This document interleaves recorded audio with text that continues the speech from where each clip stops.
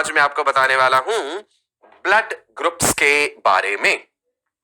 बहुत सारी इंटरेस्टिंग बातें आप जानेंगे और आपको जान के हैरानी होगी कि आज तक कुछ बातें जो आपने इमेजिन करी थी या कहीं पढ़ी थी, शायद वो कहीं ना कहीं अधूरी भी थी वो जानकारी, और शायद कहीं थोड़ी बहुत गलत भी थी। आपने जनरली सुना है A blood group, B blood group, O blood group, A B blood group, या फिर RH फैक्टर के बारे में। क्या आप जानते हैं इससे भी कहीं ज्यादा अलग अलग तरह के ब्लड ग्रुप्स होते हैं। कौन से हैं वो अलग अलग ब्लड ग्रुप्स, उनके बारे में जानेंगे हम आज के सेशन में। चलिए जी, बढ़ते हैं आगे। सबसे पहले मैं आपको बताना चाहूंगा कि ब्लड ग्रुप्स का मतलब क्या है। देखो राजा बेटा, दुनिया भर में जितने भी लोग हैं उनको अलग अलग तरह के ब्लड ग्रुप्स के आधार पे बांटा जाता है। ब्लड ग्रुप से मतलब है कि उनके शरीर में जो ब्लड फ्लो कर रहा है ब्लड वेसल्स में, ब्लड में जो आरबीसीज हैं, रेड ब्लड कॉर्पसल्स, आरबीसी की जो प्लाज्मा मेम्ब्रेन है, देखो कितनी गहराई तक समझा रहा हूं मैं, किस आधार पे हमने अलग अलग लोगों को A blood group, B blood group, A B blood group कहा है, इसका आधार क्या है। उनके शरीर में जो ब्लड फ्लो कर रहा है उनकी ब्लड वेसल्स में, उसमें जो आरबीसीज हैं, रेड ब्लड कॉर्पसल्स, इरिथ्रोसाइट्स, उनकी प्लाज्मा मेम्ब्रेन में किस प्रकार के एंटीजेंस प्रेजेंट हैं। एंटीजन एक ऐसा सब्सटेंस है जो एंटीबॉडी की प्रोडक्शन को इनिशिएट करवा देता है। देखते हैं जी, द सरफेस ऑफ आरबीसीज, ध्यान रखिएगा, ब्लड ग्रुप्स आरबीसीज के सरफेस पे प्रेजेंट जो कुछ खास तरह के ग्लाइकोप्रोटीन्स एंड ग्लाइकोलिपिड्स हैं उनके बेसिस पे हैं। डब्ल्यूबीसीज के बेसिस पे नहीं है, प्लेटलेट्स के बेसिस पे नहीं है। ब्लड ग्रुपिंग किस बेसिस पे है? ब्लड ग्रुपिंग आरबीसीज के बेसिस पे है।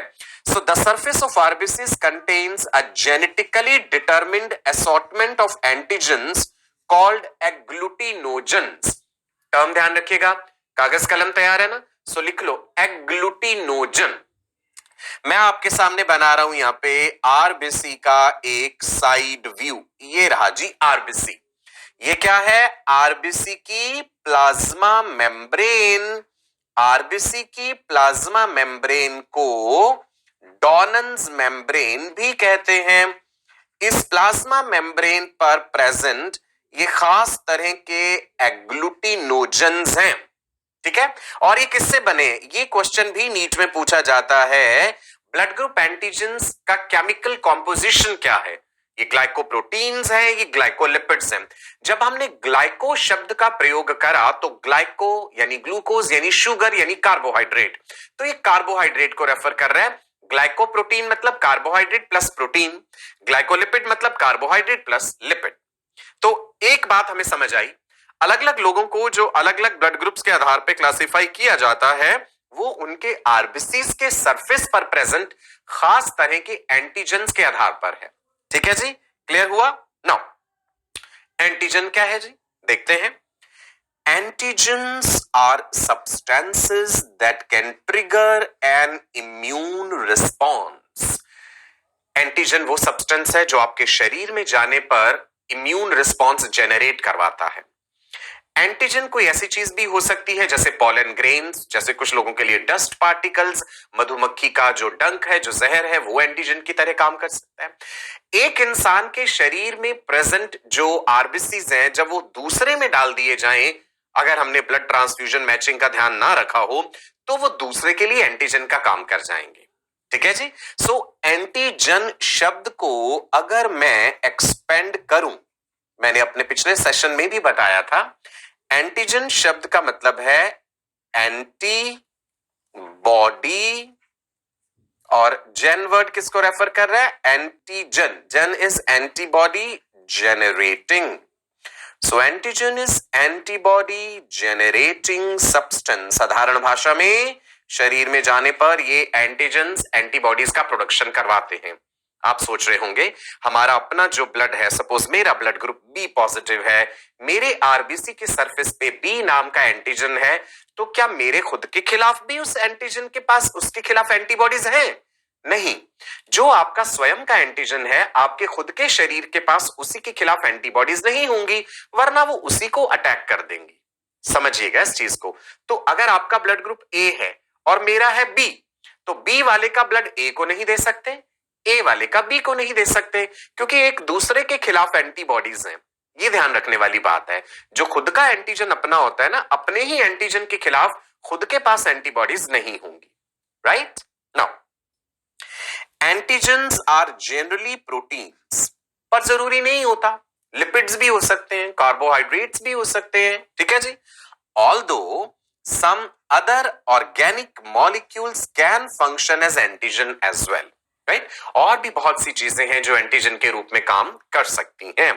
अब देख लिए, मान लीजिए ये किसी का जो है हमने यहाँ पे दिखाया है ब्लड का एग्जाम्पल, मान लीजिए ये हमने दिखाया है भाई आरबीसी। तो मान लो इस इंसान का ब्लड ग्रुप है क्या, कौन सा एंटीजन है इसके पास, बी एंटीजन। ये जो आरबीसी के ऊपर हमने ऐसे डॉट डॉट लगा के ये स्टिक्स दिखाई हुई ना, ये एंटीजन को रिप्रेजेंट करने का तरीका है। तो इस इंसान का ब्लड ग्रुप है बी और इसके पास एंटीबॉडीज किसके खिलाफ हैं, एंटी ए एंटीबॉडीज। जिसका ब्लड ग्रुप बी है उसके प्लाज्मा में ये एंटीबॉडीज हैं। ध्यान रखना, एंटीजन आरबीसी के सरफेस पर, एंटीजन का नाम बी एंटीजन, और एंटीबॉडीज कहां है, एंटीबॉडीज प्लाज्मा में है। एंटीबॉडी किसके खिलाफ है, बी के खिलाफ नहीं है, वरना वो बी को ही अटैक कर देंगी। एंटीबॉडीज ए के खिलाफ है, इसलिए एंटीबॉडी का नाम है एंटी ए एंटीबॉडी।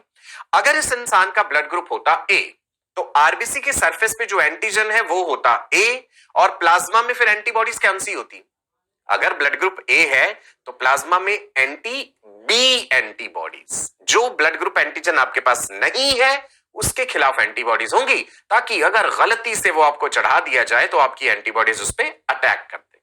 इतना बेसिक फंडा क्लियर हुआ। चलो आगे बढ़ते हैं ना। आपको यहां पे ये आरबीसी दिख रहा है, हमने दिखाया है ये वाला। आरबीसी के प्लाज्मा मेम्ब्रेन पे देखो ये कितनी अलग अलग चीजें दिखाई दे रही हैं और उनके अलग अलग नाम हैं। एक जगह पे लिखा हुआ है आरएच, एक जगह पे लिखा हुआ है Kell, Cromer, Knops, Diego, MNS, LW, then Duffy. ये सब क्या है? वैज्ञानिकों ने जब आरबीसी के सरफेस का गहन अध्ययन करा, आरबीसी की प्लाज्मा मेम्ब्रेन को डिटेल में स्टडी करा। आप जानते हैं plasma membrane is bilayer of phospholipids, और उन बाइलेयर ऑफ फॉस्फोलिपिड के बीच बीच में अलग अलग जगहों पे कई तरह के ग्लाइकोप्रोटीन्स, ग्लाइकोलिपिड्स हैं। सो उन्हीं के नाम हमने दे दिए। राइट, उसी बेसिस पे ये अलग अलग तरह के ब्लड ग्रुप सिस्टम्स हैं। किसी हमने एंटीजन का नाम दे दिया A B O blood group system, Lewis blood group system, Duffy blood group system, Kell blood group system, Rh factor blood group systems. तो आरबीसी के सरफेस पे ये कई तरह के एंटीजन्स हैं। सभी एंटीजन्स इंपॉर्टेंट नहीं है blood transfusion point of view से। जो इंपॉर्टेंट है वो है एबीओ एंड आरएच। ठीक है जी, पढ़ते हैं ये। Based on presence or absence of various antigens, blood is categorized into different blood groups. Right? Antigen present है या नहीं है, इसके आधार पे ब्लड को अलग अलग कैटेगरीज में बांटा जाता है। Within a given blood group, there may be 2 or more different blood types. एक ब्लड ग्रुप के अंतर्गत अलग अलग ब्लड टाइप्स हैं। राजा बेटा फिर से सिंप्लीफाई करता हूं। साइंटिस्ट ने आरबीसी की स्ट्रक्चर को डिटेल में पढ़ा और हमने देखा आरबीसी की मेम्ब्रेन जो बाइलेयर ऑफ फॉस्फोलिपिड से बनी है, उसमें बीच बीच में कई जगहों पे अलग अलग तरह के ग्लाइकोप्रोटीन्स हैं, ग्लाइकोलिपिड्स हैं। मान लो मेरे शरीर में, मेरे आरबीसी में एक तरह का ग्लाइकोप्रोटीन है और आपके पास नहीं है, किसी दूसरे के पास कोई ग्लाइकोलिपिड है और वो मेरे पास नहीं है। सो इन्हीं बेसिस पे हमने नाम रख दिए। कौन कौन से अलग अलग नाम हैं आपको जान के हैरानी होगी। As per ISBT, international society for blood transfusion, 30 से ज्यादा अलग अलग ब्लड ग्रुप सिस्टम्स हैं। जैसे ABO सिस्टम, ये एक ब्लड ग्रुपिंग सिस्टम है। इसके अकॉर्डिंग अलग अलग ब्लड टाइप्स हैं। A blood type, B blood type, AB blood type, O blood type. ठीक है, सिस्टम के अंदर या ब्लड ग्रुप सिस्टम के अंदर उसके अंतर्गत ब्लड टाइप्स आ रहे हैं, समझ गए।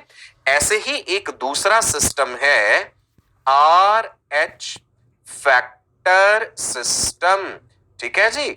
इसके अकॉर्डिंग जिन लोगों के पास आर एच फैक्टर होता है उनको कह देते हैं आर एच पॉजिटिव, जिनके पास नहीं होता उन्हें आर एच नेगेटिव। दिख रहा है ये आर एच, ये भी आर एच एक एंटीजन का नाम है। R H stands for rhesus monkey, जो है आम बंदर जो आप देखते हैं मदारी के पास, दैट इज रहीसस मंकी, क्योंकि इसी आर एच एंटीजन से मिलता जुलता एक एंटीजन पहले रहीसस मंकी में ढूंढा गया था, तो वही नाम हमने कंटिन्यू कर दिया आगे। क्लियर है इतना? बड़ी डिटेल में समझा रहा हूं आपको, एंड आई एम श्योर आपको मजा आ रहा है गहराई में ये सब चीजें पढ़ने का, राइट? चलिए एक विशेष बात बताते हैं आपको, क्या आप जानते हैं?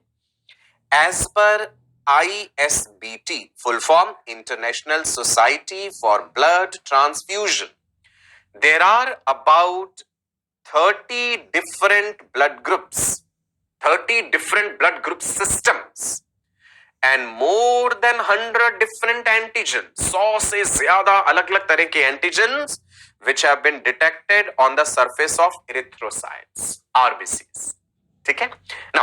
अब आप देखो ये वाली चीज जो है ये आरबीसी की मेम्ब्रेन दिखाई गई है, the plasma membrane of RBC, जिसको हम डॉनन्स मेम्ब्रेन कहते हैं, जो बाइलेयर ऑफ फॉस्फोलिपिड्स है।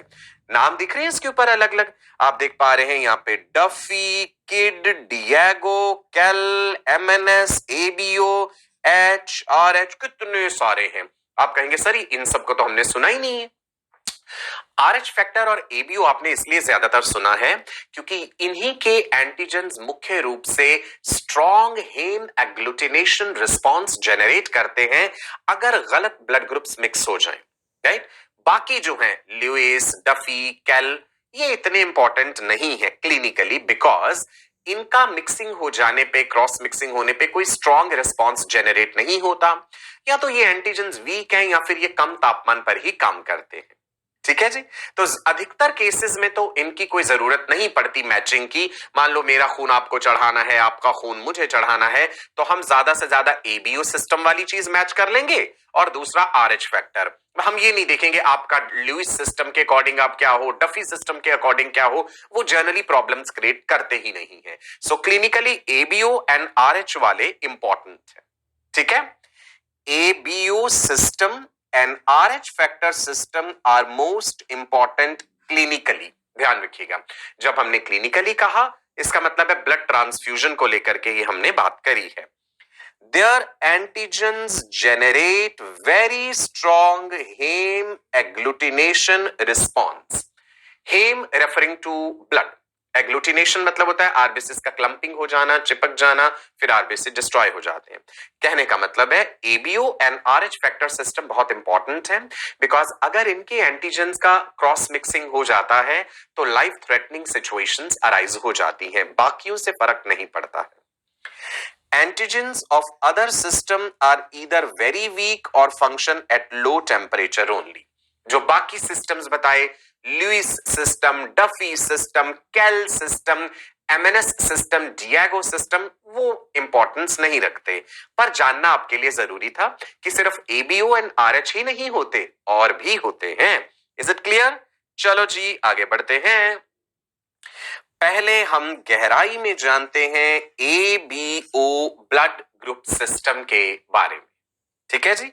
नाउ अगर हम ऐतिहासिक रूप से देखें कि एबीओ ब्लड ग्रुप सिस्टम के बारे में पहले कौन से वैज्ञानिक थे जिन्होंने हमें बताया, तो वो थे कार्ल लैंडस्टीनर। कार्ल लैंडस्टीनर आप देख पा रहे हैं यहाँ पे।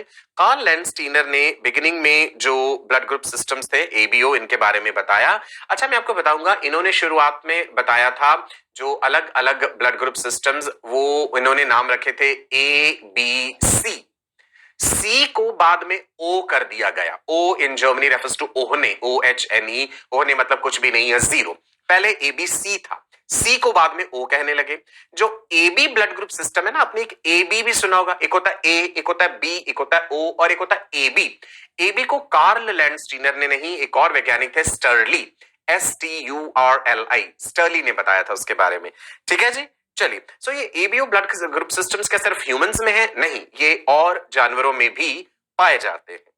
चलिए जी आगे बढ़ते हैं। नाउ किस आधार पे हैं देखते हैं जी। ABU blood group system is based on two glycolipid antigens donated as A and B. Glycolipids A and B. Genes कहां प्रेजेंट है? देखो ब्लड ग्रुप्स तो जेनेटिकली डिटरमिन होंगे, आप जानते हैं। जेनेटिकली अगर हम देखें तो हम क्रोमोसोम्स की बात करते हैं। सेल में न्यूक्लियस है, न्यूक्लियस के अंदर जेनेटिक मटेरियल है यानी क्रोमोसोम्स जो कि डीएनए से बने हैं। So genes coding for these antigens are present on chromosome number 9। ध्यान रखिएगा, यहां पे क्रॉस सेक्शन ऑफ आरबीसी दिखाया गया है। आरबीसी की प्लाज्मा मेम्ब्रेन को एक एनलार्ज्ड व्यू में दिखाया गया है, राइट। वहां पे आप ये चीजें देख पा रहे हैं, ग्लाइकोप्रोटीन्स हैं, ग्लाइकोलिपिड्स हैं। सो आरबीसी की प्लाज्मा मेम्ब्रेन का एनलार्ज्ड व्यू है ये आपके सामने। मान लीजिए आपका ब्लड ग्रुप है ए, ठीक है। सो people with antigen A they will have type A blood. अगर किसी को हमने कहा कि इसका ब्लड ग्रुप ए है तो इसका मतलब क्या है? टाइप ए होने का मतलब है type A blood has RBCs with surface antigen A only. उसके आरबीसी पे ए नाम का एंटीजन है, ए की कोई फुल फॉर्म नहीं है, हमने बस ए नाम का एंटीजन कह दिया। उसका एक पर्टिकुलर स्ट्रक्चर होगा, ये तो है उसकी आरबीसी पे। तो उसके प्लाज्मा में क्या है ध्यान रखिएगा, प्लाज्मा में होंगी एंटीबॉडीज। एंटीबॉडीज किसके खिलाफ? ए के खिलाफ नहीं। अगर ए के खिलाफ ही एंटीबॉडीज होंगी तो उसी के आरबीसी को अटैक कर देंगी, यानी बी के खिलाफ एंटीबॉडीज है। मैं पढ़ देता हूं जी आपके लिए। If you have type A blood, your plasma contains anti B antibodies which will attack type B surface antigen. तो ये जो एंटीबॉडी है बेटा जी, इसका नाम है type B antibody, right. Type B antibody कह दीजिए या एंटीबॉडी फॉर बी कह दीजिए या एंटी बी एंटीबॉडी भी कह सकते हैं। अब ये तो हो गया ए वाले के लिए। सिमिलर सिचुएशन देखते हैं बी के लिए। मान लो जी मेरा ब्लड ग्रुप है बी। अच्छा, अभी मैं पॉजिटिव और नेगेटिव की बात नहीं कर रहा हूं, अभी हम सिर्फ एबीओ ब्लड ग्रुप सिस्टम की बात कर रहे हैं। जब हम आरएच फैक्टर सिस्टम की बात करेंगे ना, तब नेगेटिव या पॉजिटिव वाली बात होगी। So people with antigen B, अगर मेरा ब्लड ग्रुप बी है, टाइप बी ब्लड, इसका मतलब है मेरे ब्लड में जो आरबीसीज हैं, इरिथ्रोसाइट्स हैं, उनके सरफेस पे एक एंटीजन प्रेजेंट है जिसका नाम है सरफेस बी एंटीजन या सिंपली बी एंटीजन। तो मेरी प्लाज्मा में एंटीबॉडीज किसके खिलाफ है? क्या बी के खिलाफ है? नहीं। किसके खिलाफ है जी? Anti A antibodies. सो ये वाली हो जाएंगी एंटी ए एंटीबॉडीज, ताकि आप मुझे गलती से भी ए वाले इंसान का ब्लड ना दे दें, मेरी एंटीबॉडीज उसे अटैक कर देंगी, राइट। अब देखते हैं जी, अगर किसी का ब्लड ग्रुप है ए बी, ए बी वाले लोग भी तो होते हैं। सो टाइप ए बी का मतलब क्या है? उस इंसान के ब्लड में जो आरबीसीज हैं, इरिथ्रोसाइट्स हैं, वहां पे ए एंड बी दोनों सरफेस एंटीजन्स प्रेजेंट हैं। ए एंड बी दोनों सरफेस एंटीजन्स प्रेजेंट है। अगर दोनों एंटीजन्स हो गए तो प्लाज्मा में फिर एंटीबॉडी किसके खिलाफ होंगी? किसी के खिलाफ भी नहीं होंगी, ना ए के खिलाफ ना बी के खिलाफ। यानी एबीओ ब्लड ग्रुप वालों के प्लाज्मा में कोई एंटीबॉडी नहीं है ए या बी के खिलाफ, तो सेफ है, वो रेसिपिएंट है, उनको किसी का भी ब्लड दे दो। इसीलिए तो एबी वाले को रेसिपिएंट कहते हैं, क्योंकि उनके पास एंटीजन्स तो हैं आरबीसी पे, एंटीबॉडीज नहीं है। So if you have type AB blood, your plasma has neither anti A nor anti B. तो इसीलिए हमने प्लाज्मा में यहां पे कोई एंटीबॉडी नहीं दिखाए, राइट। अब आती है नेक्स्ट सिचुएशन। अगर ब्लड ग्रुप ओ है, मतलब टाइप ओ ब्लड है, ओ मतलब जीरो, ओ नथिंग। सो इसका मतलब है उस इंसान के आरबीसी के सरफेस पे ना तो एंटीजन ए है ना ही एंटीजन बी है। तो इसीलिए हमने यहाँ पे आरबीसी का सरफेस एकदम खाली दिखाया, कोई एंटीजन नहीं है। मान लो मेरा ब्लड ग्रुप जो है वो ओ है, ओ जीरो, आरबीसी गोल ओ जीरो, इससे रिलेट कर लो, कोई एंटीजन नहीं है। और अगर मेरे पास कोई एंटीजन नहीं है तो एंटीबॉडीज फिर दोनों होंगी, ताकि ना तो मुझे ए का ब्लड चढ़ा देना गलती से, ना ही बी का चढ़ा देना, मुझे ओ वाले को सिर्फ ओ का ही ब्लड देना। समझ गए जी? ये ध्यान रखने वाली बात होती है, ठीक है जी। So if you have type O blood, your plasma contains both anti-A and anti-B antibodies. एक को हमने ब्लू से दिखा दिया, एक को रेड से दिखा दिया. सिंपल बात है, क्लियर हो गई एकदम फंडामेंटल लेवल पे. मजा आ रहा है जी. A blood group, B blood group, A B blood group, O blood group. Antibodies कहां पे? प्लाज्मा में. एंटीजन कहां पे? आरबीसी के सरफेस पे. ध्यान किस चीज का रखना है किसी इंसान के शरीर में ब्लड डालते हुए? कि उसकी प्लाज्मा की एंटीबॉडीज कहीं अटैक ना कर दें. राइट जी. सो डोनर का एंटीजन और रिसिपिएंट की एंटीबॉडीज का ध्यान रखा जाता है. चलिए आगे बढ़ते हैं जी. नाउ ब्लड प्लाज्मा, नोट कीजिएगा, blood plasma contains antibodies called agglutinins. उन एंटीबॉडीज को हमने एग्लूटिनिन्स कह दिया, दैट रिएक्ट विद ए और B antigen if the two are mixed. ठीक है जी. What are agglutinins? Agglutinins are the antibodies in response to blood group antigens. ध्यान रखने वाली बात है. मैं यहां पे क्वेश्चन डाल देता हूं. What are agglutinins? Agglutinins are the antibodies in response to blood group antigens.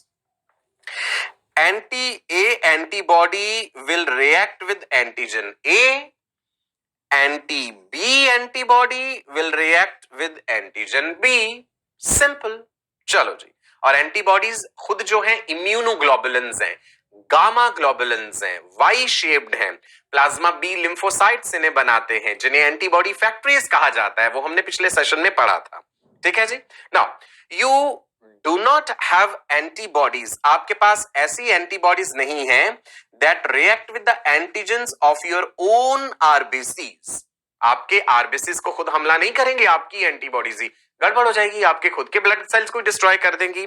But you do have antibodies for any antigen that is not on your RBC. जो एंटीजन आपके पास नहीं है उसके खिलाफ एंटीबॉडीज होंगी. इज इट क्लियर जी? Right. Simple सी बात है. अपने ही एंटीजन के खिलाफ हुई तो भाई वो उसे अटैक करके खत्म कर देंगी. नाउ ब्लड ट्रांसफ्यूजन करते समय हमें किस बात का ध्यान रखना है? ब्लड ट्रांसफ्यूजन करते समय हमें इस बात का ध्यान रखना है कि जिसके शरीर में ब्लड डाला जा रहा है वो रेसिपिएंट कहलाएगा ना. मान लीजिए मैं रेसिपिएंट हूं, मुझे ब्लड चाहिए, मेरा ब्लड ग्रुप है बी. अभी पॉजिटिव नेगेटिव भूल जाइए, मेरा ब्लड ग्रुप है बी. इसका मतलब है मेरे ब्लड में जो आरबीसीज हैं उनके सरफेस पे एंटीजन बी प्रेजेंट है और मेरी प्लाज्मा में एंटीबॉडीज किसके लिए? ए के लिए.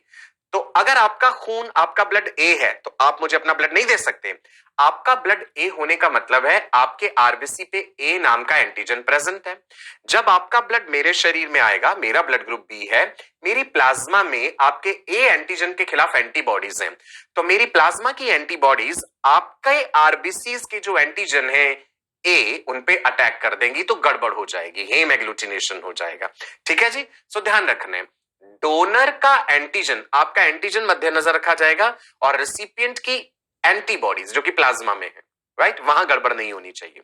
नाउ इधर देखिए, ये एक डोनर हमने दिखाए हैं, उनका आरबीसी है और उनका ब्लड ग्रुप दिखाया ए. ये एक रेसिपिएंट दिखाए हमने, उनका आरबीसी और उनका ब्लड ग्रुप है बी. अब आप खुद ही देखिए, ए वाले का ब्लड हम बी में डाल सकते हैं? नहीं, क्योंकि ये जो डोनर जिसका ब्लड ग्रुप ए है, इसके ये जो एंटीजेंस आपको दिख रहे हैं, ये वाला जो रेसिपिएंट है इसकी प्लाज्मा में एंटीबॉडीज होंगी उसके खिलाफ. Plasma has antibodies. जब हम ब्लड ट्रांसफ्यूजन की बात करते हैं ना तो मोस्टली आरबीसीज ही चढ़ाए जाते हैं. कई केसेस है जहां प्लाज्मा चढ़ाना पड़ता है. सो प्लाज्मा चढ़ाते वक्त हमें फिर उल्टा देखना पड़ेगा क्योंकि प्लाज्मा में एंटीबॉडीज हैं. अदरवाइज हम जब आरबीसीज दे रहे हैं सो आरबीसीज में तो एंटीजेंस हैं. ठीक है जी. नाउ अब आप गौर से देखिए, हमने क्या करा, इस डोनर का जिसका कि ब्लड ग्रुप ए था, अगर हम डाल देंगे इस रेसिपिएंट में जिसका ब्लड ग्रुप बी है, तो बी वाले के पास उसके प्लाज्मा में एंटी ए एंटीबॉडीज हैं. ये हमने एंटीबॉडी बना के दिखाई. अब आप देखना, जैसे ही ये ब्लड इसमें जाएगा ये तो गड़बड़ हो जाएगी. क्या गड़बड़ है देख लीजिए जी. एंटी ए एंटीबॉडीज ने इस आरबीसी को जिसके पास ए नाम का एंटीजन था, इसके साथ ये लॉक एंड की तरह जुड़ गई ये हो गया हेम एग्लूटिनेशन। ऐसे आरबीसीज को फिर डोनर का शरीर डिस्ट्रॉय करेगा। ये आरबीसी क्लम्प होते हैं, जुड़ते हैं, ब्लड वेसल्स को ब्लॉक कर सकते हैं, किडनी, ब्रेन, कई वाइटल ऑर्गन्स को डैमेज कर सकते हैं। ये स्प्लीन में जाएंगे, स्प्लीन इन्हें डिस्ट्रॉय करेगा because spleen is the graveyard for RBCs, है ना। तो गड़बड़ हो जाएगी, मतलब ऐसा हम नहीं कर सकते हैं। ब्लड ग्रुप एक दूसरे का गड़बड़ करके ऐसे नहीं देना है। पहले इसीलिए ब्लड ग्रुप जो है वो चेक किया जाता है, राइट, किसी का भी ब्लड ग्रुप ट्रांसफ्यूजन करने से पहले। तो रिजल्ट देखिए इस मिसमैचिंग का, डिस्ट्रक्शन ऑफ दी आरबीसीज। दिख रहा है आपको, ये आरबीसी डिस्ट्रॉय हो गया। आरबीसी डिस्ट्रॉय हो जाने की प्रोसेस को हेमोलाइसिस कह देते हैं। आरबीसी टूटेंगे, हीमोग्लोबिन रिलीज होगा, हीमोग्लोबिन टूटेगा, बिलीरुबिन, बिलीवर्डिन पिगमेंट्स बनेगी, बाइल पिगमेंट्स, जॉन्डिस जिसे हम कहते हैं ना, पीलिया हो जाता है शरीर, पीला पड़ेगा, पीला पीला रंग नजर आएगा शरीर में कई जगह पे, ब्लड अलग अलग जगहों पे क्लॉट करने लग जाएगा, ब्लड वेसल्स ब्लॉक हो जाएंगी, पोटेंशियली फेटल, मृत्यु भी हो सकती है रेसिपिएंट की अगर गलत खून चढ़ा दिया गया तो। ठीक है, सो अब ये वाला टेबल आप देखिए, इसमें आप समझ पाएंगे कि ए बी और ओ में कहां कहां एंटीजन है और कौन कौन से एंटीबॉडीज हैं। हमने ए बी एंड ओ, मैंने बताया ओ को पहले सी कहते थे और ए बी वाला कार्ल लैंडस्टीनर ने नहीं, स्टर्ली ने बताया था। अगर red blood cell type A है, ठीक है जी, ये दिख रहा है ए, इसका मतलब ए नाम का एंटीजन प्रेजेंट है। अगर किसी का ब्लड टाइप बी है, बी फॉर बॉम्बे, सो उसमें बी एंटीजन है। अब इन एंटीजन्स को दिखाने का तरीका है ये, इसको हमने एक ऐसे रंबस या रोम्बस या स्क्वायर दिखा के नीला रंग दे दिया, इसको हमने एक सर्कल दिखा के पिंक कलर दे दिया। एक्चुअल में ये कोई पिंक या ब्लू कलर्स के नहीं होंगे, ये तो सिर्फ आपको समझाने का तरीका है कि आप ए और बी को डिस्टिंग्विश कर पाए। अगर किसी का ब्लड ग्रुप ए बी है तो मतलब ए एंटीजन भी है और बी एंटीजन भी है। अगर किसी का ब्लड ग्रुप ओ है तो नन एंटीजन, ठीक है, एंटीजन नहीं है। ओके, नाउ अगर किसी का ब्लड ग्रुप ए है तो उसकी प्लाज्मा में कौन सी एंटीबॉडीज है, antibodies in plasma are anti B. अगर ब्लड ग्रुप बी है तो प्लाज्मा में एंटी ए एंटीबॉडीज। अगर ब्लड ग्रुप ए बी है, दोनों एंटीजन है, मान लो मेरा ए बी ब्लड ग्रुप है, तो मेरी प्लाज्मा में तो कोई भी एंटीबॉडी नहीं होनी चाहिए, वरना वो मेरे ही एंटीजन को अटैक कर देगी। इसलिए हमने लिखा कि प्लाज्मा में नन एंटीबॉडी। और अगर मान लीजिए आपका ब्लड ग्रुप ओ है, यानी आपके पास कोई एंटीजन नहीं है, यानी आपकी प्लाज्मा में ए के खिलाफ भी एंटीबॉडी है और बी के खिलाफ भी है, ताकि गलती से आपको ना तो ए ब्लड दे सकते हैं ना बी दे सकते हैं। ओ वाले डोनर हैं, ओ वाले दे तो सबको सकते हैं ब्लड अपना, लेकिन लेंगे किसका, जिसका ब्लड ग्रुप ओ है। ए बी वाले यूनिवर्सल रेसिपिएंट है, वो सबसे ब्लड ले सकते हैं, लेकिन देंगे किसे, सिर्फ उसे जिसका ब्लड ग्रुप ए बी है, राइट। चलिए, ब्लड ट्रांसफ्यूजन का आपको समझ आ गया बेसिक सिद्धांत। चलो जी, नाउ एक चीज और ध्यान रखिएगा कि ब्लड ट्रांसफ्यूजन जब हम करते हैं, जनरली होल ब्लड ट्रांसफ्यूजन नहीं होता कि एक इंसान का पूरा खून निकाला और वो पूरे का पूरा खून दूसरे में दे दिया, नहीं, ये बड़ा लंबा चौड़ा प्रोसीजर होता है। जैसा आप अक्सर मूवीज में देखते हैं, ऐसा नहीं है कि एक का खून निकल रहा है और वो साथ के साथ दूसरे में चढ़ रहा है, नहीं जी। जो रेगुलर ब्लड डोनर्स होते हैं या वॉलंटियर्स होते हैं, उनका अपना ब्लड डोनेशन का कार्ड बना हुआ होता है। सबसे पहले हमें उस इंसान का हेल्थ स्टेटस पता होना चाहिए, भाई कहीं वो HIV पॉजिटिव तो नहीं है, कहीं उसे हेपेटाइटिस तो नहीं है, कोई सेक्सुअली ट्रांसमिटेड डिजीज तो नहीं है, पिछले कुछ समय में उसे टाइफॉइड तो नहीं हुआ है, पिछले कुछ महीने में उसने टैटू तो नहीं बनवाया है। बहुत सारी लिमिटेशंस होती हैं। जो भी ब्लड डोनर्स से लिया जाता है उसे अलग अलग बीमारियों के पैथोजेंस के लिए स्क्रीन किया जाता है, HIV के लिए, सेक्सुअली ट्रांसमिटेड डिजीजेस के लिए, हेपेटाइटिस के लिए। जब वो ब्लड स्क्रीनिंग क्लियर कर लेता है कि भाई उसमें कोई पैथोजन नहीं है, तो उस ब्लड को अलग अलग फ्रैक्शंस में सेपरेट कर दिया जाता है। आरबीसीज अलग, प्लेटलेट्स अलग, प्लाज्मा अलग। WBCs तो बहुत ही शॉर्ट लाइफ स्पैन होता है, वो बहुत जल्द ही मर जाते हैं। 3 मुख्य कंपोनेंट्स में ब्लड को बांट दिया जाता है, सेपरेट कर दिया जाता है, यानी RBCs, plasma and platelets, right. जब किसी पेशेंट को जिस चीज की जरूरत होती है उसे वही चढ़ाया जाता है। मान लीजिए किसी का एक्सीडेंट हो गया, बहुत ज्यादा ब्लड लॉस हो गया, तो हम आरबीसीज चढ़ाते हैं। डेंगू के केस में आपने सुना होगा प्लेटलेट काउंट कम होता है, डेंगू भी जिसे कहते हैं डेंगी, वहां पे हम प्लेटलेट्स चढ़ाते हैं। प्लाज्मा कब चढ़ाया जाता है, मान लीजिए एक्सेसिव बर्न्स हो गए, जल गया है कोई इंसान, राइट, उसको फिर प्लाज्मा भी चढ़ाया जाता है। सो अलग अलग केसेस में हम अलग अलग कंपोनेंट देते हैं। जनरली होल ब्लड ट्रांसफ्यूजन नहीं किया जाता है। ब्लड ट्रांसफ्यूजन क्या है? Blood transfusion is the transfer of whole blood or certain components from one individual to another. Whole blood transfusions कम ही करते हैं हम.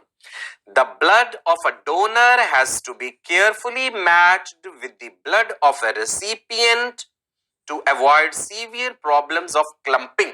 Clumping मतलब कि आरबीसी आपस में क्लम्प ना कर जाएं, जुड़ ना जाएं और फिर वो डिस्ट्रॉय होंगे तो ब्लड वेसल्स को ब्लॉक करेंगे.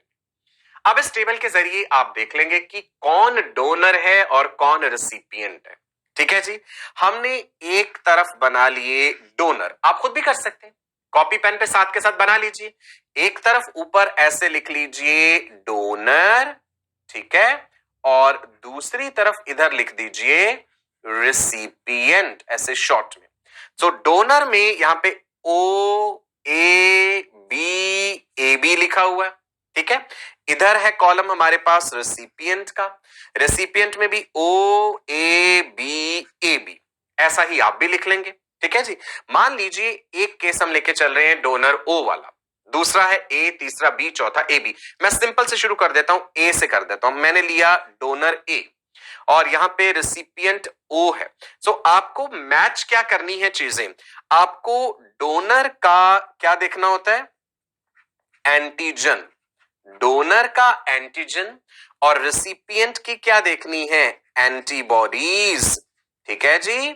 सो मान लो हमने डोनर लिया ए ब्लड ग्रुप वाला, ए ब्लड ग्रुप वाले के पास AG is referring to antigen, agglutinogen. AG A है, एंटीजन ए है.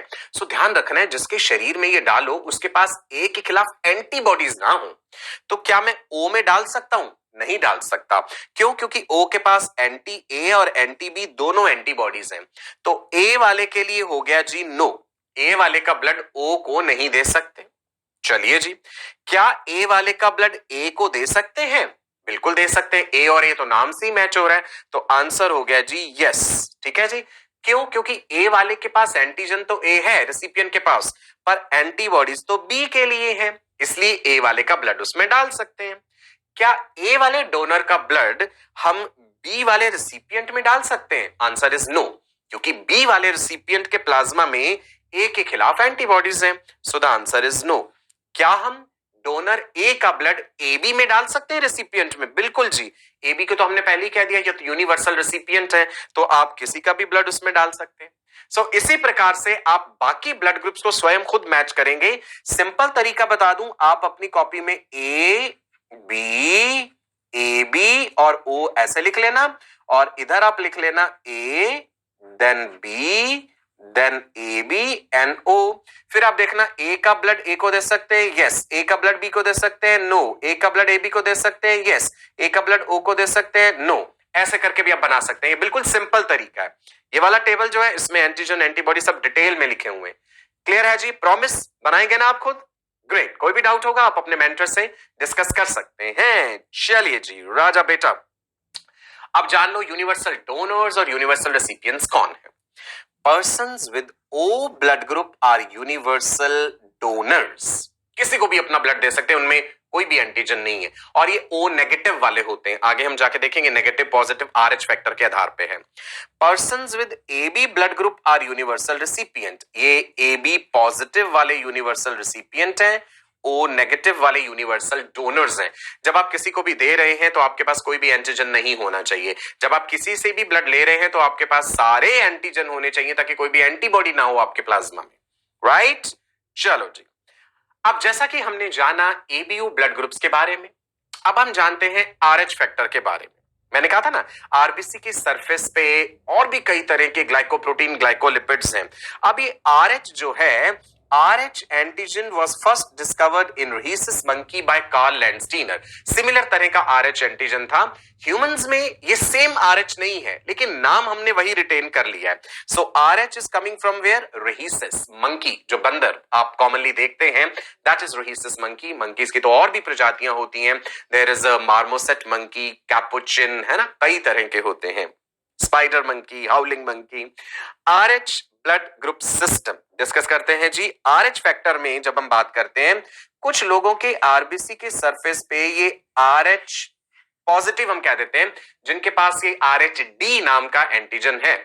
मान लो मैं बी पॉजिटिव हूं, तो इसका मतलब है मेरे आरबीसी के सरफेस पे बी नाम का एंटीजन तो है और एक आरएच एंटीजन भी है, ये अलग एंटीजन है, तो मैं हो गया आरएच पॉजिटिव। 80 से 85% लोग जो है टोटल ह्यूमन पॉपुलेशन में वो आरएच पॉजिटिव होते हैं। जिन लोगों के पास ये आरएच डी नाम का एंटीजन नहीं होता वो आरएच नेगेटिव कहलाते हैं। ठीक है, सो जब हम ए ब्लड ग्रुप बात कर रहे हैं, ये तो हम एबीओ सिस्टम के अकॉर्डिंग कर रहे हैं। ए वाले पर्सन पूरी दुनिया में दो तरह के हो सकते हैं, कुछ लोग ए पॉजिटिव होंगे, कुछ लोग ए नेगेटिव होंगे। ए पॉजिटिव नेगेटिव जब लगाया वो आरएच फैक्टर की रेफरेंस में है। ठीक है, मैं यहां पे बना के भी दिखा देता हूं। ये रहा आरबीसी, तो मान लो मेरे आरबीसी के सरफेस पे ये एक एंटीजन है ए और एक और एंटीजन है जो है आरएच डी। ठीक है, ये अलग एंटीजन है, तो मैं हो गया ए पॉजिटिव। अभी इसी तरह से कोई दूसरा इंसान बी नेगेटिव हो सकता है कि बी वाला एंटीजन तो है पर आरएच डी वाला नहीं है। 80 to 85% लोग आरएच पॉजिटिव होते हैं। ठीक है जी, RH antigen is observed, कहां पे ऑब्जर्व होता है? On the surface of RBCs of nearly 80 to 85% of humans, discovered by Karl Landsteiner and Alexander. Genes for RH factor are present on chromosome number 1, right? This can be framed as a question. RH factor को determine करते हुए jeans chromosome number 1 पर हैं और ABO वाले कौन से chromosome पे थे बताइए? The genes which are coding for ABO blood group system are present on chromosome number, yes you got it right, chromosome number 9 है, ये 1 था। चलो RH फैक्टर क्या है? It is second significant blood group system, ये भी importance रखता है, इसका मैचिंग ना हुआ तो भी गड़बड़ हो जाएगा। कौन से इंपॉर्टेंस नहीं रखते हैं? Lewis system, Duffy system, Kell system, MNS system. It consists of about 49 defined blood group among which the 5 antigens D, capital C, small c, capital E, small e are most important. There is no small d antigen. Now, मेरा कहने का मतलब ये है, जब आप RH grouping system की बात करते हैं तो इसके अंतर्गत बहुत सारे एंटीजन्स आते हैं। ठीक है, जिसमें सबसे इंपॉर्टेंट जो हमने लेके चलना है वो RH-D लेके चलना है। आप डी ना भी याद रखेंगे ना, सिर्फ RH भी याद रख लो, इतना भी चलेगा, मैं आपको डिटेल में बता रहा हूं ये बात। ठीक है, नाउ ये लिखा है जी RH-D स्टेटस।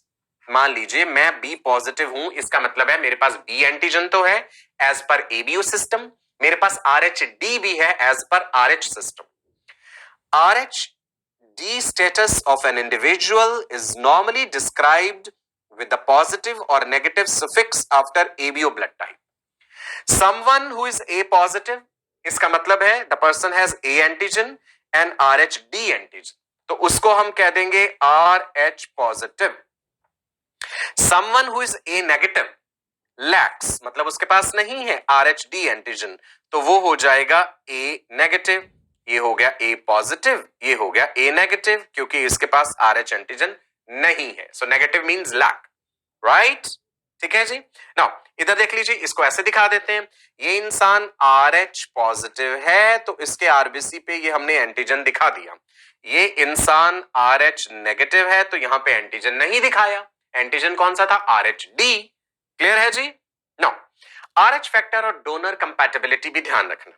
मान लीजिए मैं पॉजिटिव हूं, आपका ब्लड नेगेटिव है, कोई भी नेगेटिव है, मैं ए पॉजिटिव हूं या बी पॉजिटिव हूं या ए बी पॉजिटिव हूं या ओ पॉजिटिव हूं और सामने वाला ए नेगेटिव या बी नेगेटिव या ए बी नेगेटिव या सी नेगेटिव या ओ नेगेटिव है। सिंपल बात ध्यान रखिएगा, पॉजिटिव वाले का ब्लड नेगेटिव वाले को नहीं दे सकते, क्योंकि पॉजिटिव मतलब एंटीजन, जो नेगेटिव है जिसके पास वो एंटीजन नहीं है तो उसकी प्लाज्मा में एंटीबॉडीज होंगी जो अटैक कर देंगी। तो अगर पॉजिटिव वाले का ब्लड नेगेटिव में डाला गया तो गड़बड़ हो जाएगी, लेकिन नेगेटिव वाले का ब्लड पॉजिटिव में क्या डाल सकते हैं?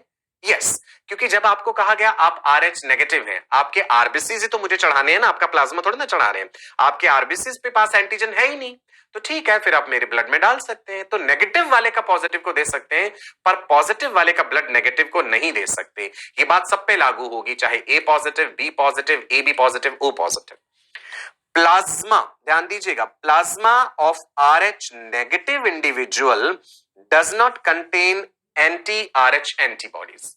अगर कोई इंसान RH नेगेटिव है तो उसके प्लाज्मा में पहले से ही एंटीबॉडीज नहीं है। वो कब बनेंगी? जब आपने मिसमैच कर दिया, जब उसे पॉजिटिव का ब्लड चढ़ा दिया, ठीक है। एबीओ ब्लड ग्रुप सिस्टम के केस में एंटीबॉडीज पहले से प्रेजेंट होती हैं, ये बात ध्यान रखिएगा, ठीक है जी। आरएच वाले के केस में एंटीबॉडीज तब बनती हैं जब मिसमैचिंग होगा, पहला ट्रांसफ्यूजन होगा, ठीक है जी। These antibodies are present only if the individual has been sensitized by previous exposure to RH positive RBCs। मान लो आप B नेगेटिव हो, मैं हूं B पॉजिटिव, गलती से कभी मेरा 1 यूनिट ब्लड आपको दे दिया गया, पहली बार में गड़बड़ नहीं होगी, राइट, क्योंकि आपका शरीर उन एंटीजेंस के खिलाफ एंटीबॉडीज बनाने लगेगा, अभी समय लगेगा उसमें, लेकिन जब वो एंटीबॉडीज बनके तैयार होगी, मान लो 6 महीने बाद दोबारा हमने ऐसा कर दिया, बी पॉजिटिव वाले का ब्लड बी नेगेटिव में डाल दिया, तो गड़बड़ हो जाएगी। द ऑलरेडी सेंसिटाइज्ड का मतलब यही है कि पहले से आपका इम्यून सिस्टम उस एंटीजन के खिलाफ सेंसिटाइज्ड था और आपने एंटीबॉडीज बना ली है। Such exposure can occur accidentally during blood transfusion, accidentally गलती से हो गया ऐसा, और mixing of blood during pregnancy, या फिर प्रेगनेंसी में कि मान लीजिए जो मदर है वो आरएच नेगेटिव है, उसके यूट्रस में जो बच्चा डेवलप हो रहा है वो आरएच पॉजिटिव है, तो गड़बड़ हो जाती है, जिसे हम आरएच फैक्टर इनकम्पैटिबिलिटी कहते हैं, जिसके कारण इरिथ्रोब्लास्टोसिस फेटालिस होता है, ठीक है। सो डोनर आरएच पॉजिटिव हुआ, रेसिपिएंट आरएच नेगेटिव हुआ, तो गड़बड़ होने वाली है, क्योंकि आरएच नेगेटिव वाले के पास पहले से तो एंटीबॉडीज नहीं है, ये पॉजिटिव ब्लड जाने पे बन जाएंगी, ठीक है। देखते हैं जी, इधर देखिए, डोनर आरएच पॉजिटिव लिया हमने, रेसिपिएंट ले लिया आरएच नेगेटिव, तो हमने यहां दिखाया आरएच नेगेटिव के पास एंटी आरएच एंटीबॉडीज कहां से आई, अगर कोई प्रीवियस एक्सपोजर हुआ है तो, पहले से नहीं है, ठीक है जी। सो आप देख लीजिए, अगर ये पॉजिटिव वाले का ब्लड गया इस रेसिपिएंट में जो कि आरएच नेगेटिव है, इसकी एंटी आरएच एंटीबॉडीज इसके आरबीसीज को डिस्ट्रॉय कर देंगी, हेमोलाइसिस हो जाएगा। इसका उल्टा हम कर सकते हैं, आरएच नेगेटिव वाले के आरबीसीज आरएच पॉजिटिव में डाल सकते हैं, ठीक है जी। सो डोनर अगर आरएच नेगेटिव है तो गड़बड़ नहीं होगी, रेसिपिएंट आरएच पॉजिटिव हो सकता है। देखते हैं जी case, donor is RH negative, recipient is RH positive, तो क्या होगा जी, तो ऑब्वियसली कुछ नहीं होगा, there is no reaction, negative वाले के पास तो कोई एंटीजन है ही नहीं, तो हमला किस पे किया जाएगा, किसी भी चीज पे नहीं, ठीक है। अब आप इस टेबल के जरिए ये बात समझ लीजिए, ये तो है एबीओ सिस्टम के अकॉर्डिंग, यहां पे ए वाले पॉजिटिव या नेगेटिव दो तरह के हो सकते हैं, so A positive A negative, ऐसे B positive B negative, A B positive A B negative, O positive O negative, ठीक है। मेजॉरिटी पॉपुलेशन में पॉजिटिव वाले लोग ज्यादा होते हैं, नेगेटिव कम है। अब एक क्लिनिकल प्रॉब्लम समझते हैं जी, erythroblastosis fetalis, fetalis word refer कर रहा है फीटस को, ठीक है जी। इसको hemolytic disease of the newborn भी कहते हैं, let me write here HDN, that is referring to hemolytic disease of newborn, okay. इसको हम RH फैक्टर इनकम्पैटिबिलिटी भी कह देते हैं। क्या दिखाया हमने आपको, एक फीमेल जो कि प्रेग्नेंट है और उसके यूट्रस में एक फीटस है। मान लीजिए उस फीमेल का ब्लड ग्रुप नेगेटिव है, वो A negative B negative A negative A B negative या ओ नेगेटिव कुछ भी हो सकता है, ये हमने नेगेटिव से डिनोट करा। So mother is RH negative, that means no RH antigen, और मान लीजिए उसके फीटस जो है डेवलप हो रहा है, जो उसके यूट्रस में, उसका ब्लड ग्रुप पॉजिटिव है, RH पॉजिटिव। ये इनहेरिटेंस कैसे होता है RH फैक्टर का, मान लीजिए फीमेल RH नेगेटिव थी, उसके जो हस्बैंड है वो RH पॉजिटिव है, तो 50% चांस है कि उनका होने वाला बच्चा जो है वो RH पॉजिटिव हो। हर बार जरूरी नहीं होता कि मदर नेगेटिव है, हस्बैंड पॉजिटिव है, फादर पॉजिटिव तो बच्चा पॉजिटिव ही होगा, ये कोई जरूरी नहीं होता, देयर इज अ 50% चांस कि वो पॉजिटिव हो सकता है। तो अगर बच्चा पॉजिटिव हुआ, सो RH एंटीजन बच्चे में प्रेजेंट है, मतलब बच्चा RH पॉजिटिव है। First pregnancy is generally normal without any major complication, पहली प्रेगनेंसी में कोई कॉम्प्लिकेशन नहीं आती है, बिकॉज मदर और फीटस का ब्लड प्लेसेंटा के लेवल पे कभी भी मिक्स नहीं होता है। प्लेसेंटा के लेवल पे मदर और फीटस का ब्लड आमने सामने आता है, सिर्फ गैसेस का, न्यूट्रिएंट्स का, मेटाबॉलिक वेस्ट का एक्सचेंज होता है, मिक्सिंग नहीं होती। लेकिन कई बार प्रेगनेंसी के टाइम पे प्लेसेंटा के जो कोरियोनिक विलाय होते हैं, आप पढ़ेंगे आगे आने वाले सेशंस में, villi like structures of placenta called chorionic villi. Chorionic villi of placenta अगर रप्चर करते हैं, टूटते हैं, तो हल्का फुल्का मिक्सिंग हो सकता है, मदर का ब्लड फीटस में, फीटस का ब्लड मदर में।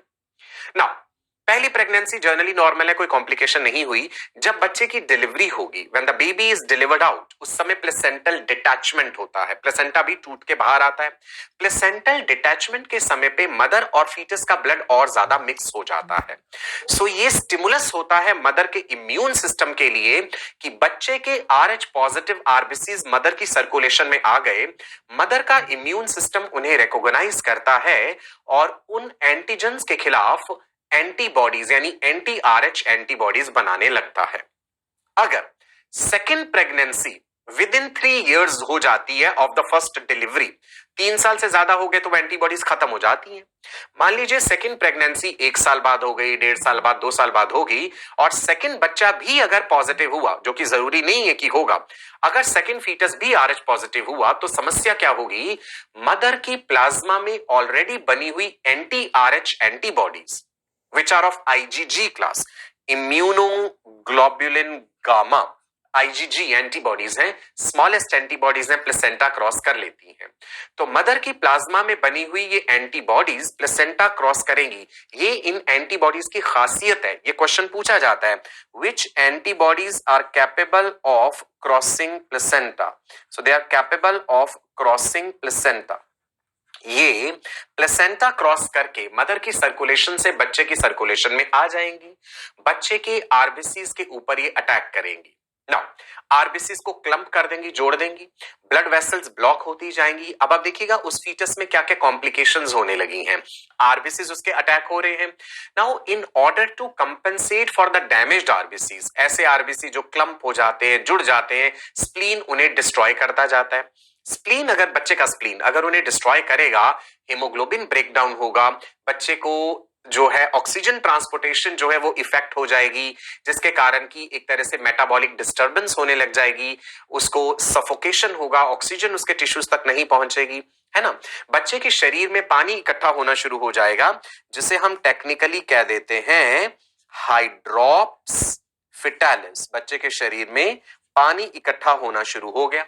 नाउ इसके अलावा क्या है, in order to compensate for the lost RBCs, जो आरबीसीज उसके टूटते जा रहे हैं, उन्हें कंपेंसेट करने के लिए फीटस अपना आरबीसी प्रोडक्शन और ज्यादा तेज कर देता है।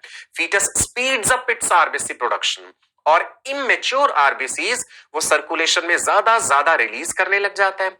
Immature RBCs are called erythroblasts. What are इरेथ्रोब्लास्ट्स?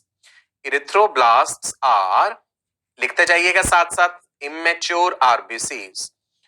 Fetus, in order to compensate for lost RBCs, produces more and more immature RBCs. These do not have sufficient hemoglobin. They cannot carry oxygen efficiently. तो बच्चे को hypoxia होता जाता है। इसी immature erythroblast के कारण इसका नाम erythroblastosis fetalis है। ये मत समझना इरिथ्रोब्लास्ट वर्ड का मतलब है कि आरबीसी ब्लास्ट कर गए, नहीं, यहां पे इरिथ्रोब्लास्ट इमेच्योर आरबीसीज को रेफर कर रहे हैं। फीटस ज्यादा से ज्यादा इमेच्योर आरबीसीज बना रहा है to compensate for the lost RBCs.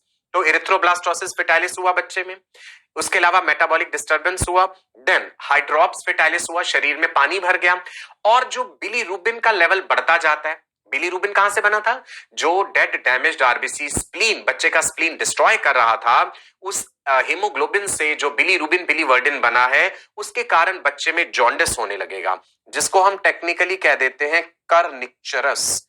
ये क्वेश्चन प्रीवियस ईयर एग्जाम्स में आया हुआ है, ध्यान रखिएगा। RH फैक्टर इनकम्पैटिबिलिटी हो जाने के कारण मदर और बेबी का RH फैक्टर जब मैच नहीं करता है तो क्या क्या समस्याएं हो जाती हैं बच्चे में। हाइड्रॉप्स फिटालिस हो जाता है, इरिथ्रोब्लास्टोसिस फिटालिस होता है, और कर्निक्चरस हो जाता है। बिलीरुबिन बिलीवर्डिन लेवल इतना बढ़ेगा कि उस बच्चे की इंट्रा यूटराइन डेथ भी हो सकती है, वो बच्चा मर भी सकता है। ठीक है, समझ आई आज ये बात अच्छे तरह से। मदर और बेबी का अगर RH फैक्टर ना मैच करे, पहली प्रेगनेंसी में समस्या तब हो जाएगी अगर उस पर्टिकुलर फीमेल को पहले कभी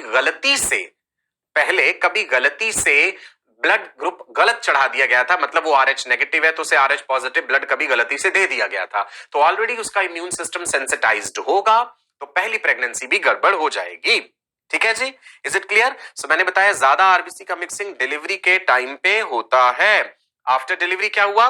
mother's blood produces antibodies against the RH antigen. ये हमने एंटीबॉडीज दिखाई हैं जिनका नाम है anti RH antibodies.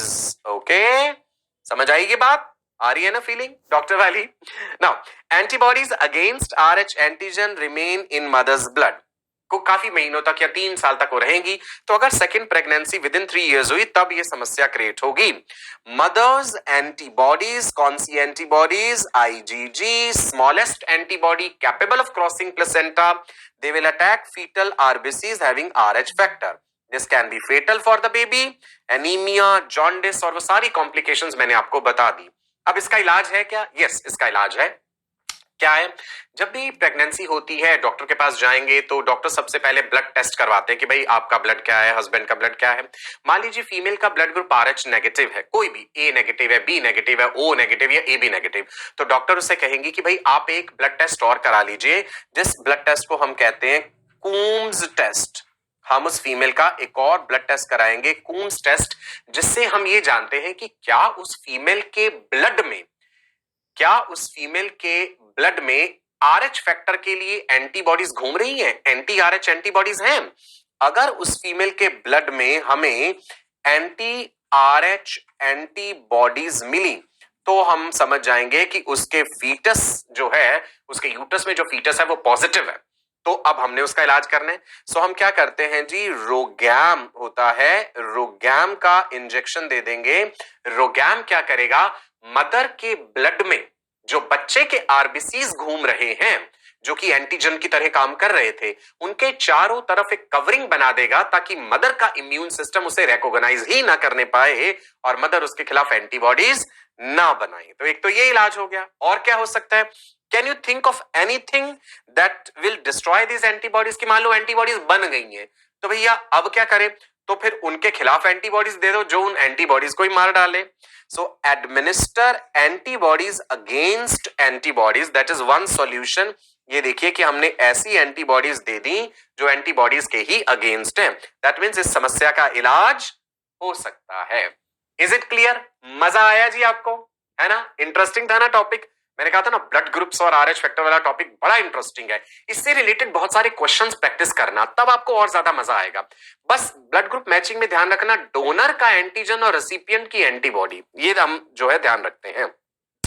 Other blood groups जैसा कि मैंने बताया था भाई, वो Louis system, Duffy system, Kell system भी है। उनके अलावा अब मैं आपको बताता हूं गोल्डन ब्लड क्या होता है, शायद आपने सुना हो। गोल्डन ब्लड का रंग गोल्डन नहीं है। One of the rarest blood types in the world. A person with this blood type lacks any of the RH antigen, so इसको हम RH null कहते हैं। मैंने कहा था ना RH सिस्टम के अकॉर्डिंग RHD, RHC, RHE कितने सारे हैं। पूरी दुनिया में कुछ लोग ऐसे हैं जिनके पास ये RH फैक्टर वाला कोई भी एंटीजन है ही नहीं, और क्योंकि ये बहुत रेयर है इसलिए हम इसे गोल्डन ब्लड कहते हैं। It was first discovered in an Aboriginal Australian. Fewer than 50 individuals identified throughout the world. पूरी दुनिया में 50 से भी कम लोग हैं। Blood transfusions to such individuals are very difficult. Of course, उनके लिए ऐसा ही इंसान ढूंढना पड़ेगा जो कि खुद गोल्डन ब्लड वाला हो। So golden blood does not mean that the color of the blood is golden. It means कि उस इंसान के पास कोई भी RH फैक्टर वाला जो एंटीजन है वो नहीं है। Now एक और बताता हूं आपको मैं, बॉम्बे फिनोटाइप। बॉम्बे नाम क्यों दिया गया? क्योंकि बहुत साल पहले 1952 की बात है, बॉम्बे में डॉक्टर YM भेंडे, इन्होंने देखा कि एक पेशेंट हॉस्पिटल में एडमिट हुआ कि भाई उसका ब्लड ग्रुप ना A था, ना B था, ना AB था, ना O था, कोई भी मैचिंग नहीं बैठ पा रही थी। तो बड़ी हैरानी हुई कि भाई इसका क्या होगा ब्लड ग्रुप। तो हमें पता चला कि उसके आरबीसीज के सरफेस पे ए वाला एंटीजन, बी वाला, ए बी वाला, और जो ओ होता है ना, जिसको हमने पहले कहा था कि ओ पे कोई एंटीजन नहीं है, एक्चुअल में ओ ब्लड ग्रुप जो है उनके सरफेस पे एक एच नाम का एंटीजन होता है। ठीक है। तो ये जो बॉम्बे फिनोटाइप वाला था ना इंसान, इसके पास ये एच एंटीजन भी नहीं था। तो इसलिए क्योंकि बॉम्बे में सबसे पहले ढूंढा गया तो हमने इसका नाम रख दिया बॉम्बे फिनोटाइप। फिर धीरे धीरे मेडिकल लिटरेचर जब पब्लिश हुआ तो हमें पता चला भाई पूरी दुनिया में ऐसे बहुत सारे लोग हैं जिनका की बॉम्बे फिनोटाइप होता है। पहली बार बॉम्बे में देखा गया था ना, तो इसलिए हमने नाम वही रख दिया बॉम्बे फिनोटाइप। क्लियर है जी। चलो अब जल्दी से दो बातें और समझ लेते हैं। इंटरस्टिशियल फ्लूइड क्या होता है? देखिए जी, ये रही आपके सामने कैपिलरी। कैपिलरी में से जब ब्लड फ्लो कर रहा है, बहुत सारी चीजें निकल के कैपिलरी से बाहर आ जाती हैं, राइट। वाटर सॉल्युबल सब्सटेंसेस जो है, इवन डब्ल्यूबीसीज, मैंने बताया था डब्ल्यूबीसीज are capable of changing their shape, डायपिडेसिस, डब्ल्यूबीसीज बाहर आ जाते हैं। फिर ये सारी चीजें जो टिश्यू के आसपास इकट्ठी हो गई हैं तो टिश्यू फ्लूइड या इंटरस्टिशियल फ्लूइड बन गया। अब अगर इसी रफ्तार से ये सारी चीजें निकलती रही, ये इंटरस्टिशियल फ्लूइड निकलता रहा तो गड़बड़ हो जाएगी। इसीलिए क्या होता है कि जो लिम्फ वेसल्स हैं, ब्लाइंड डक्ट्स हैं, शरीर में फैली हुई हैं, ये इंटरस्टिशियल फ्लूइड उन लिम्फ वेसल्स में घुस जाता है और ये लिम्फ बन जाता है। इंटरस्टिशियल फ्लूइड और लिम्फ की कॉम्पोजिशन नियरली बराबर है। तो इंटरस्टिशियल फ्लूइड क्या है? कैपिलरीज में से बहता हुआ ब्लड जो है, उसमें से बहुत सारी चीजें कैपिलरी की वॉल के थ्रू, जो कैपिलरी के अपने एंडोथेलियल सेल्स हैं उनके थ्रू निकल के बाहर आ जाती हैं, टिश्यूज के आसपास इकट्ठी हो जाती हैं और उसी में जो प्रेजेंट ग्लूकोज, न्यूट्रिशन, ऑक्सीजन है वही तो टिश्यूज ले रहे हैं। टिश्यूज अपना मेटाबॉलिक वेस्ट उसमें डाल रहे हैं और फिर वो सारी चीजें लिम्फ वेसल्स इकट्ठा करके ले जाती हैं और वो जो फ्लूइड है that is what is called lymph. Lymph में लिम्फोसाइट्स काफी होते हैं, लिम्फ में इरिथ्रोसाइट्स नहीं होते, आरबीसीज नहीं होते हैं, ध्यान रखिएगा। So what is lymph? Lymph को middle man of the body भी कहते हैं। कैसे बना है लिम्फ वो आपने देखा। Lymph is a colourless liquid. It has ions, nutrients, hormones, proteins, WBCs. It flows in the lymphatic system. याद कीजिए जब डाइजेस्टिव सिस्टम पढ़ा था, विलाय के अंदर सेंट्रल लिम्फ वेसल भी बताई थी, लैक्टियल, याद है ना? लैक्टियल्स जो कि क्या एब्सॉर्ब करते थे? End products of fat digestion, fatty acid and glycerol, lacteals, chylomicrons, ये सब बताया था आपको डाइजेस्टिव सिस्टम में। हमारा लिम्फेटिक सिस्टम क्या है? पूरे शरीर में लिम्फ वेसल्स हैं। भाई ब्लड में से निकली हुई जो चीजें शरीर में अलग अलग जगह पे है, उसे वापस लौटाना पड़ेगा ब्लड को, वरना तो ब्लड का वॉल्यूम ही खत्म हो जाएगा। It is network of lymph vessels which collect lymph from all over the body and drain the lymph into major veins.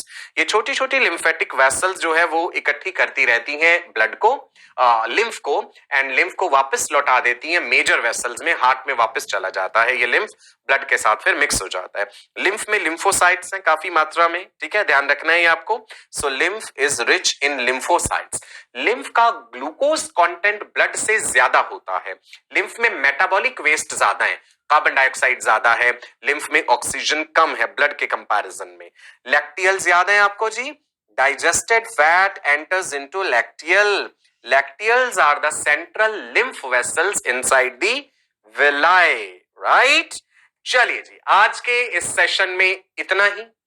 इतनी सारी बातें हमने पढ़ ली। सबसे इंटरेस्टिंग आपको लगा होगा ब्लड ग्रुप में जो मैंने RH फैक्टर वाली बात बताई है, रिवाइज जरूर कीजिएगा, चीजों को पढ़ते रहिए, खुश रहिए। इसी के साथ हमारा ये जो चैप्टर है that is body fluids and circulation, ये खत्म हुआ। अगले सेशन में हम फिर मिलेंगे एक और नए चैप्टर के साथ। तब तक के लिए मैं आपका अपना डॉक्टर सचिन कपूर आपसे विदा लेता हूं, आपको नमस्कार कहता हूं। जो रनिंग नोट्स आपने बनाए हैं उन्हें रिवाइज जरूर कीजिएगा, that is very important. Daily practice papers को जरूर प्रैक्टिस करिए। जिंदगी में कुछ पाने के लिए अपना चैन, अपना आराम, अपनी कंफर्ट जोन को खोना पड़ता है। नमस्कार, bye bye, God bless you all.